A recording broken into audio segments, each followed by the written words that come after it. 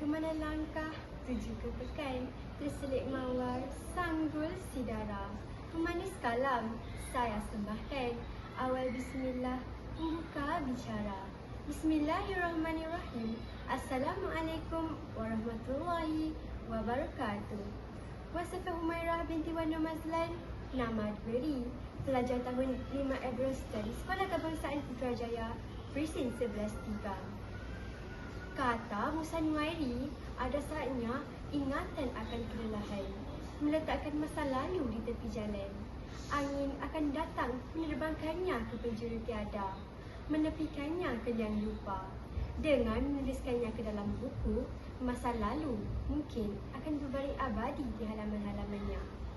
Maka akhirnya kisah ini kuceritakan juga. Buku menjadi rakan, buku menjadi teman. Buat diri ini, itulah realiti. Bahan bacaan pilihan hati saya berjudul Lelaki Terakhir Menangis di Bumi. Buku ini ditulis oleh saudara Musa Nuwairi, pengasas NGO Tangisan Sirah di Bumi Jordan. Penerbitan buku oleh Dubook Press telah diadakan di sebuah kamp pelayaran Sirah di Jordan pada tahun 2016. Mengapa dilancarkan di kamp? Kerana kisah-kisah di dalam buku ini adalah tentang mereka. Di saat ini, seluruh dunia sedang merintih dengan peristiwa berdarah di bumi Palestin.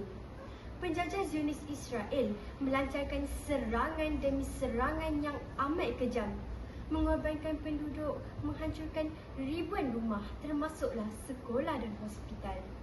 Konflik ini masih berterusan dan semakin memuncak sehingga saat ini. Dan saya menjumpai buku ini, kisah benar tentang penulis membantu pelayaran Sirah di Jordan pada ketika itu. Terasa kesengsaraan yang sedang dihadapi oleh rakyat Palestin lebih dekat di hati. Buku ini adalah catatan perjalanan kisah benar penulis sepanjang berada di Jordan. Kisah di dalamnya bermula dengan kisah Musa Nuwairi membesar seperti anak muda yang lain, kemudiannya menyambung pengajian ke Jordan. Anak muda yang ketika itu berusia 19 tahun tersentuh hati melihat kehidupan pelayaran Syria yang lari ke Jordan untuk mendapatkan perlindungan, tetapi malangnya ditindas oleh undang-undang. Lantas menjadi inspirasi kepada Musa Nuwairi untuk menubuhkan NGO Tangisan Sirah di Bumi Jordan untuk membantu pelayaran Sirah atas dasar kemanusiaan. Saat segalanya nampak berjalan dengan lancar, kehidupan penulis dan sahabat mula diuji. Nasib mereka malang apabila bekerjasama dengan sebuah NGO Arab yang telah menipu mereka, walaupun ia adalah sebuah NGO yang berdaftar secara sah di Jordan, yang sepatutnya jujur dan amanah ataupun sekurang-kurangnya takut dengan undang-undang di negara mereka sendiri. Apabila kerja-kerja jahat telah dibongkar, NGO Arab itu menjadi semakin ganas, termasuklah mengugut untuk membunuh.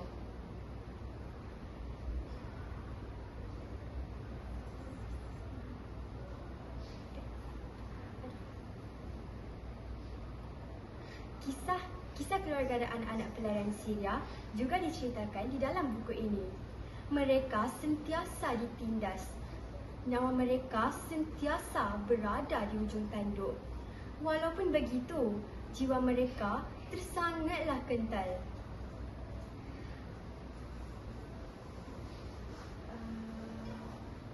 Tidak hanya pada keistimewaan garapan ceritanya, buku ini juga dilengkapi dengan gambar-gambar yang berwarna-warni. Walaupun ada kalanya paparan itu amat menyayat hati.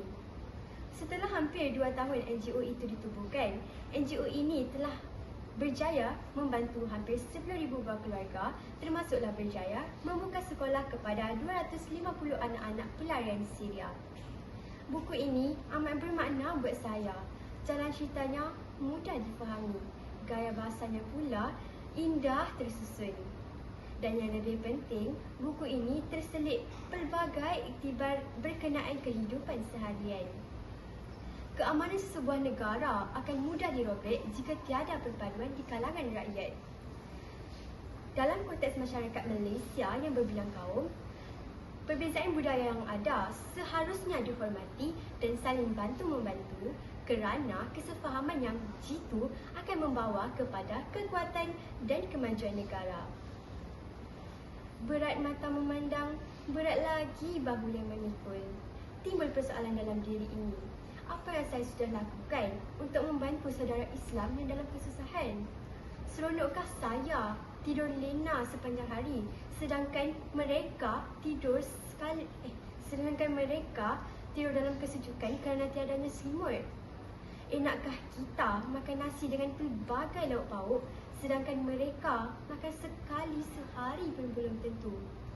Maka wajarlah kita mensyukuri segala nikmat yang dikecapi. Sekian sahaja bicara buku dari saya. Wabillahi taufiq wal hidayah. Wassalamualaikum warahmatullahi wabarakatuh.